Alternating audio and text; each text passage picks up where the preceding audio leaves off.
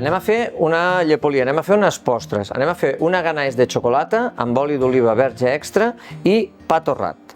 Per tant, per començar amb aquesta recepta, molt fàcil, fiquem unes llesquetes de pa torrat. El que hem de fer en primer lloc és agafar i tirar-hi una mica d'oli d'oliva verge extra per sobre i hi posarem també un puntet de sal i això ho posarem uns 10 minuts al forn a 150 graus.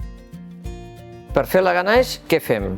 Mireu, necessitem amb un cassó i amb una temperatura mitjana ficar-hi aproximadament 100 mil·lilitres d'oli d'oliva verge extra. Aquest serà l'oli que ens servirà per fondre aquesta xocolata i elevarem aquest oli d'oliva verge extra a uns 50 graus aproximadament.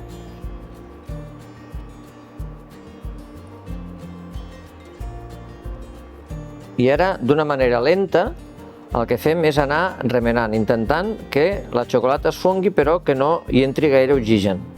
Tenim ja la xocolata completament fosa, i ara seria el moment de refredar-ho amb una mica de crema de llet que tirarem 2 o 3 vegades. Una crema de llet que necessitem que estigui completament freda, i així ajudarà a espessir més aviat aquesta ganaix. Quan ho tinguem ja ben integrat, ha de reposar com a mínim 2 hores a la nevera.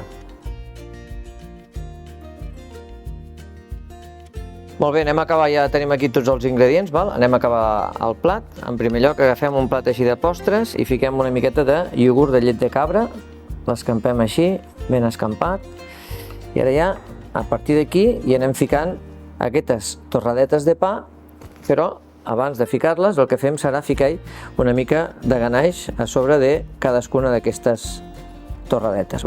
Fiquem aquesta, fiquem una altra més, xafem així una mica i una altra més.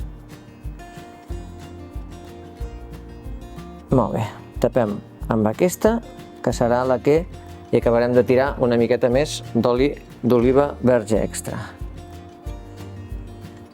Sal per combinar bé amb l'oli i la xocolata i acabem el plat així amb una mica d'imaginació. Això són gerds liofilitzats.